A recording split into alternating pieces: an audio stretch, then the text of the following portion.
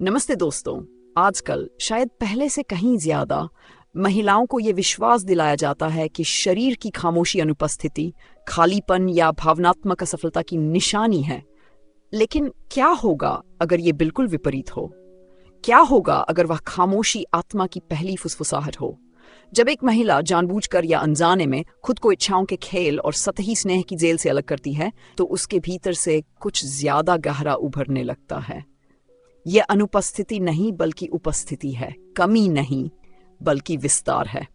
Karl जंग कहेंगे कि सभी दबी हुई ऊर्जा खुद को व्यक्त करने का एक नया तरीका खोज लेती है, और जब शरीर तत्काल सुख से विचलित होना बंद कर देता है तो आत्मा को आखिरकार बोलने की जगह मिलती है। क्या आपने कभी सोचा है कि इतने सारी महिलाएं त्याग की अवधि के बाद एक अप्रत्याशित आध्यात्मिक जागृति की रिपोर्ट क्यों करती हैं? एक बढ़ी हुई संवेदनशीलता, ज्यादा सजीव सपने, ज्यादा तेज अंतर्ज्ञान, ये कोई संयोग नहीं है, यह एक पुकार है। शरीर बाहरी स्पर्श के बिना अंदर की ओर मुड़ना शुरू कर देता है, और ये उसी भूले बिसरे क्षेत्र में है कि एक महिला खुद के उन हिस्सों को पाती है जिन्हें उसने या किसी और ने कभी नहीं देखा था। ये सिर्फ अकेले रहने के बारे में नहीं है, ये परिवर्तन के बारे में है, उस ऊर्जा के बारे में है जो दूसरों में वह तलाश करना बंद कर देती है, जिसे केवल भीतर से ही विकसित किया जा सकता है। समाज लगातार यौन सत्यापन के एक पैटर्न से वातानुकूलित उस महिला से डरता है जो पीछे हट जाती है, क्योंकि वह अप्रत्याशित, रहस्यमयी, अछूत बन जाती है, और इससे भी ज्यादा क्योंकि वह खेलों से परे, भावनाओं की पुनरावृत्ति से परे, उन रिश्तों के मुखौटों से परे देखना शुरू कर देती है जो आजाद करने से ज्यादा कैद करते हैं। जंग इसे परछाई के साथ एक मुलाकात कहेंगे। एक पल आता है जब एक महिला को चुने जाने की तलाश करना बंद कर देती है और वह चुनना शुरू कर देती है। प्यार पाने के लिए प्यार करना नहीं, बल्कि खुद से इतनी गहराई से प्यार करना कि सब कुछ सतही घुल जाए। एक तरह की खामोशी है जो खाली नहीं है, यह एक मंदिर है। जब शरीर रुकता है तो ऐसा इसलिए होता है क्योंकि आत्मा एक परेशान करने वाली रोशनी जलाने वाली है। एक महिला बिना सेक्स या रिश्तों के जी रही है, वह अंदर से मरती नहीं है, वह पहले से कहीं ज्यादा जीवित हो सकती है। जो अनुपस्थिति लगती है वह सच में आंतरिक उपस्थिति की प्रचुरता है। जो अकेलापन लगता है वह किसी ऐसी चीज के साथ एक गहरा संबंध है जिसे कोई जुनून नहीं छू सकता। उस जगह में जंगली महिला का आद्य रूप जागता है। वह अपने पैरतनान, अपनी शुद्ध प्रवृत्तियों, एक स्त्रीत्व के साथ फिर से जुड़ती है जिसे किसी दर्शक की जरूरत नहीं है। क्या आप इसे महसूस कर सकती हैं? ये पुकार हर किसी के लिए नहीं है। ये उनके लिए है जो अपनी सार को झूठे जुड़ाव के क्षणों के लिए बदलने से थक गई हैं। ये उनके लिए है जो समझती हैं कि वे सच में जो तलाश रही हैं वह किसी की भी बिस्तर में नहीं है, बल्कि खुद के साथ एक मूलभूत मुलाकात में है। अगर आप यहां तक आ गई हैं तो शायद आप उस यात्रा के ज्यादा करीब है जितना आप सोचती हैं। हाँ, शरीर शांत है, लेकिन ये कमजोरी नहीं है, ये ताकत है जो ताकत बनने के लिए पीछे हट रही है। और जब आत्मा बोलना शुरू करती है तो कोई वापसी नहीं होती, क्योंकि एक महिला जिसने अपनी आत्मा की बात सुनी है वह फिर कभी साधारण प्यार की कम मात्रा को स्वीकार नहीं करेगी। जब शरीर चुप हो जाता है, एक आंतरिक क्रांति हर महिला के जीवन में एक पल आता है जब दुनिया का शोर असहनीय हो जाता है। बाहरी शोर नहीं, बल्कि अपनी खुद की नहीं होने वाली अपेक्षाओं की आंतरिक फुसफुसाहट, इच्छाएं जो उसे महसूस करना सिखाया गया था, स्नेह जिसे पूर्ण सत्य के रूप में थोपा गया था। उस गहरी थकान में जो दूसरों के लिए लगभग अदृश्य है, खुद की ओर वापसी की यात्रा शुरू होती है। कार्ल जंग ने कहा था कि हम खुद में जिस भी बात को नकारते हैं वह भाग्य बनकर लौटती है। शायद यही वजह है कि जब शरीर खामोशी चुनता है तो ये कोई असफलता नहीं है, ये एक संकेत है कि कुछ ज्यादा बड़ा उभरने की कोशिश कर रहा है। वह महिला जो उन आवेगों से पीछे हट जाती है जिन्होंने कभी बिना पूरी तरह से समझे उसे निर्देशित किया था, वह एक शांत पुकार सुनने लगती है जो शरीर से नहीं बल्कि आत्मा से आती है। वह महिला अनजाने में भी एक अनाम तड़प महसूस करने लगती है। ये किसी पुरुष स्पर्श या भावुक रात की पुरानी याद नहीं है, ये खुद के लिए एक तड़प है, एक ऐसी जगह के लिए जहां वह अभी तक नहीं पहुंची है लेकिन जानती है कि वह मौजूद है। इस संदर्भ में त्याग कोई सजा नहीं है, ये एक पोर्टल है। इसे पार करके वह जंग के जिसे व्यक्तिकरण कहते थे शुरू करती है, पूर्णता की ओर एक मूलभूत रास्ता, जहां वह उन अनुमानों को पीछे छोड़ देती है जिन्हें उसने दूसरों पर डाला ताकि आखिरकार खुद पर दावा कर सके। जो खालीपन दिखाई देता है वह अनुपस्थिति नहीं है, ये कुछ ज्यादा प्रामाणिक के जन्म के लिए तैयार की गई एक जगह है। उस जगह में यादें एक अलग तरीके से दर्द करने लगती हैं, खुले जख्मों के रूप में नहीं, बल्कि एक बड़ी कहानी के सुराग के रूप में। इन पिछले रिश्ते, आंसुओं में समाप्त होने वाली रातें, बिना स्पष्टीकरण के दोहराए जाने वाले चक्र, सब कुछ एक नई रोशनी में समझ में आने लगता है, क्योंकि खामोशी को अपनाने वाली महिला जीवन से पीछे नहीं हट रही है। वह एक नए दृष्टिकोण से अपनी कहानी फिर से लिख रही है। उसका आंतरिक सुभावनाओं को एक अचेतन के प्रतीकात्मक दर्पण के रूप में देखना शुरू कर देता है, जो हमेशा उससे बात कर रहा था, लेकिन इच्छा के शोर ने उसे चुप करा दिया था। धीरे धीरे वह खोजती है कि उसे अब तालियों या बाहरी सत्यापन की जरूरत नहीं है, कि उसकी कीमत इस बात से नहीं मापी जाती कि दूसरे उसके शरीर को कितना चाहते हैं, बल्कि इस बात से कि वह गहरी खामोशी में अपनी आत्मा की उपस्थिति को कितनी गहराई से थाम सकती है।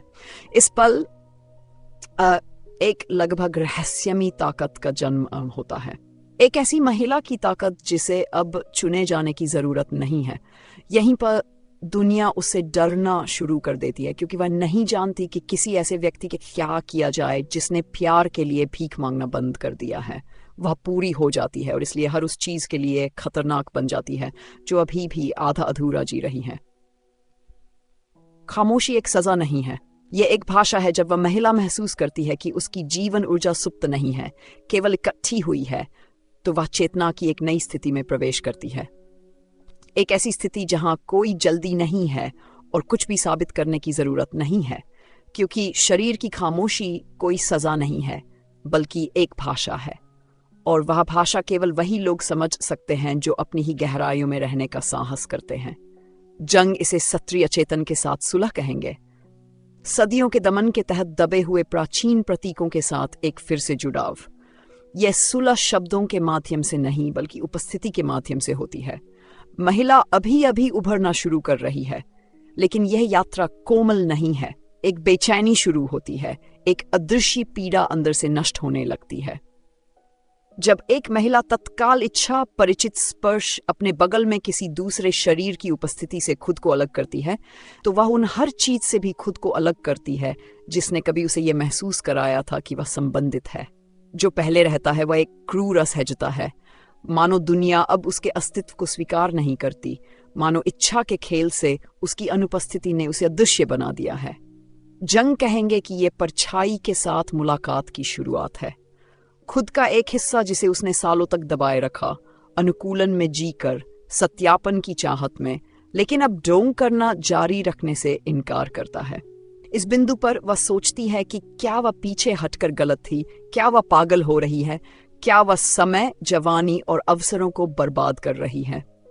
समाज चिल्लाता है कि एक महिला का समय कम है, कि उसे चलना चाहिए, जीतना चाहिए, वांछित होना चाहिए, अपेक्षाओं को पूरा करना चाहिए, और अचानक वह कहीं भी फिट नहीं बैठती। वह प्रेमी, पत्नी, प्रेरणा या मंगेतर नहीं है, वह बस खुद है, और वह किसी भी परित्याग से ज्यादा दुख देता है।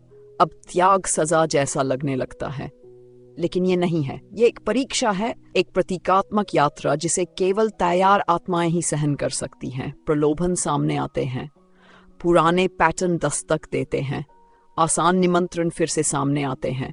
सब कुछ उसे परखने के लिए बनाया गया लगता है। सबसे कठिन हिस्सा यह है कि उसके आसपास कोई नहीं समझता कि क्या हो रहा है। दोस्त उस पर सवाल उठाते हैं, परिवार सुझाव देता है कि उसे ज्यादा बाहर जाना चाहिए, खुद को अलग नहीं करना चाहिए। लेकिन यह अलगाव नहीं है, यह निमज्जन है। हर कोई किसी ऐसे व्यक्ति को देखने के लिए तैयार नहीं है जो गहराई में गोता लगा रहा हो, जबकि बाकी दुनिया सतह पर तैर रही हो। जंग ने इसे व्यक्तिकरण का एक अपरिहार्य चरण देखा।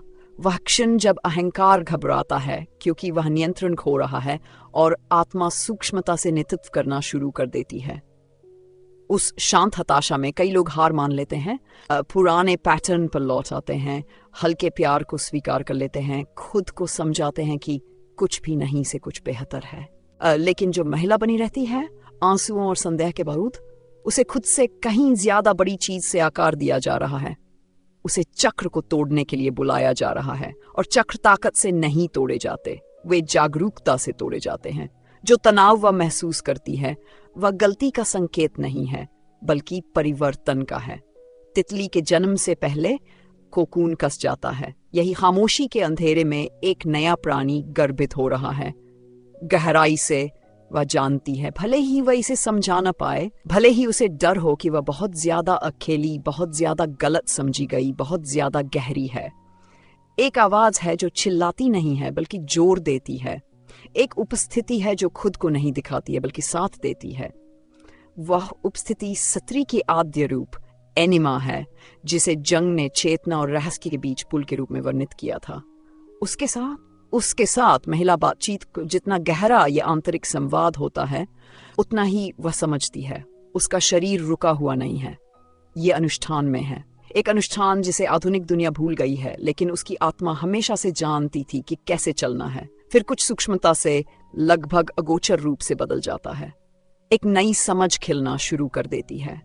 जो कभी बेचैनी थी वह अब ज्यादा गहरे सवालों में बदल जाती है। मुझे जीवित महसूस करने के लिए हमेशा वांछित महसूस करने की जरूरत क्यों होती है? दूसरे की अनुपस्थिति इतनी असहनीय क्यों लगती है? मुझ में क्या है जो जीवित रहने के लिए अभी भी दूसरों की नजरों पर निर्भर करता है?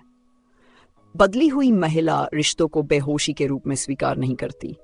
वह अब साथ के लिए स्नेह का व्यापार नहीं करती, भले ही उसे लंबी शांत रातें बितानी पड़े। वह जानती है कि उसका शरीर त्याग नहीं कर रहा है, यह रक्षा कर रहा है। यह आत्मा से पैदा हुई किसी चीज के लिए जगह बना रहा है, कमी से नहीं। परिवर्तन तब पूरा होता है जब वह महसूस करती है कि उसे अब तलाश की जाने की जरूरत नहीं है। वह केंद्र है, लौ है, प्रकट करने वाली रोशनी है। जो लोग इसकी तीव्रता को संभाल नहीं सकते वे चले जाएंगे, और जो बाद में आएंगे वे उसके पास आधे अधूरे तरीके से नहीं आएंगे, क्योंकि खामोशी को पार कर चुकी महिला अब धुंधला जीना स्वीकार नहीं करती। वह अब साधारण रिश्तों के लिए तैयार नहीं है, क्योंकि वह अब साधारण नहीं है। जब शरीर शांत होता है तो आत्मा चुनती है, और एक आत्मा एक बार जागृत होने के बाद कभी भी वह नहीं चुनती जिसने कभी उसे नुकसान पहुंचाया था। फिर वह उठती है, दुनिया में लौटने वाले के रूप में नहीं, बल्कि दुनिया बनने वाले के रूप में। हर कदम अब सचेत है। हर चुनाव को अकेले होने के डर से नहीं, बल्कि अपनी खुद की संगति के मूल्य से मापा जाता है। शरीर जो कभी शांत था अब एक नई आवृत्ति पर स्पंदित होता है, ज्यादा सूक्ष्म, ज्यादा गहरा। खालीपन को भरने की कोई जल्दी नहीं है। अपनी नई आत्मा के लिए बहुत छोटे स्थानों में फिट होने की कोई इच्छा नहीं है। कार्ल जंग ने कहा था कि जिसे हम नकारते हैं वह हमें दबाता है, और जिसे हम एकीकृत करते हैं वह हमें बदल देता है। इस महिला ने आखिरकार अपनी अनुपस्थिति को एकीकृत कर लिया है। वह घर आ गई है। उसने खामोशी को एक वेदी में बदल दिया है, लेकिन कुछ अनसुना रह जाता है। वह किसी के उसे बचाने का इंतजार नहीं कर रही है, क्योंकि वह महिला जिसने अपने ही अंधेरे को पार कर लिया है, उसे अब बचाने की जरूरत नहीं है। उसने खुद को बचा लिया है, और वह आत्म बचाव सब कुछ बदल देता है। वह अब चीजें जैसी थी वैसी वापस नहीं लौट सकती। जो कभी जरूरत थी वह अब चुनाव है, जो कभी मजबूरी थी वह अब विवेक है।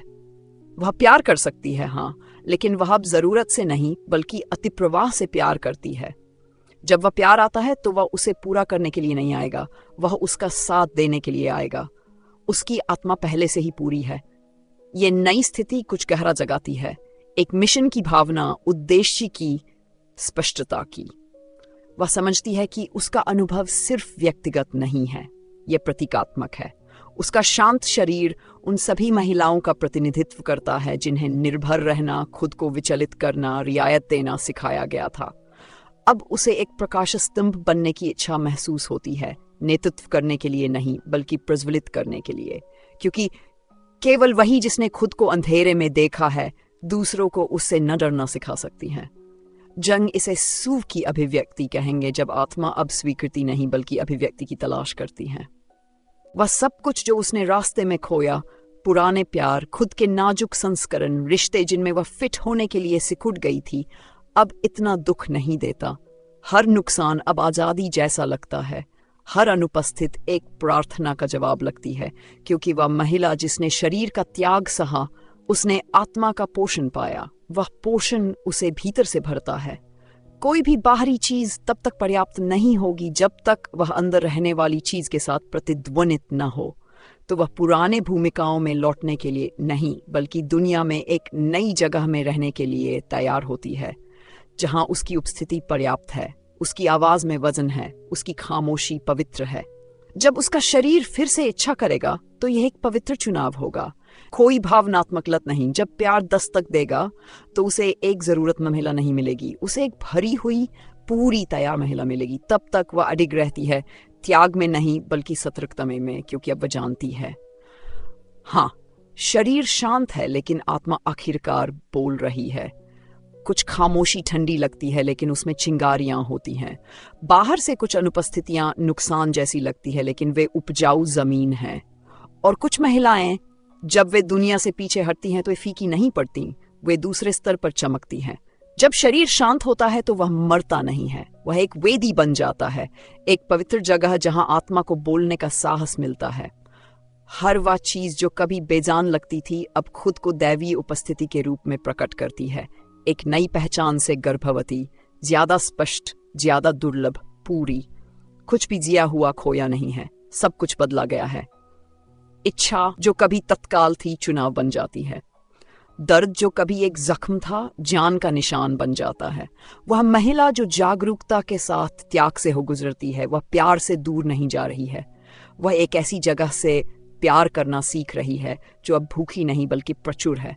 उस शांत प्रचुरता में वह अछूत बन जाती है, इसलिए नहीं कि कोई उस तक पहुंच नहीं सकता, बल्कि इसलिए कि अब कोई उसे हेरफेर नहीं कर सकता।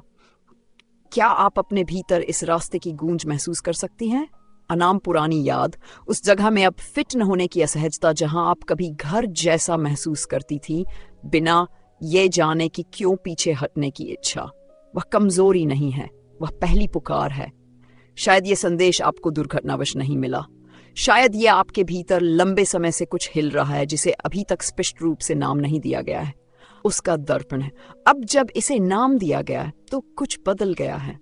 अगर यह यात्रा आपके भूले हुए हिस्से को छूती है तो खुद को जारी रखने दें। चिंगारी जलाई गई है, उसे बुझाएं नहीं। इस संदेश को उन दूसरी महिलाओं के साथ साझा करें जिन्हें भी लगता है कि उनका शरीर शांत हो गया है लेकिन अभी तक ये नहीं समझ पाई हैं कि क्यों। हमें बताएं कि यह आपके साथ कैसे प्रतिध्वनित होता है। यदि आप इसी गहराई और सच्चाई में हमारे साथ जारी रहना चाहती हैं तो हमारी यात्रा में यहाँ शामिल हों। हर शब्द एक बीज है, हर खामोशी मिट्टी है और हर संदेश एक अनुष्ठान है, क्योंकि अंत में यही रहता है। एक महिला जिसने ये सुनना सीख लिया है कि जब दुनिया बहुत शोरगुल वाली होती है तो उसकी आत्मा क्या फुसफुसाती है, और वह फुसफुसाहट कहती है, आप अकेली नहीं हैं, आप जाग रही हैं।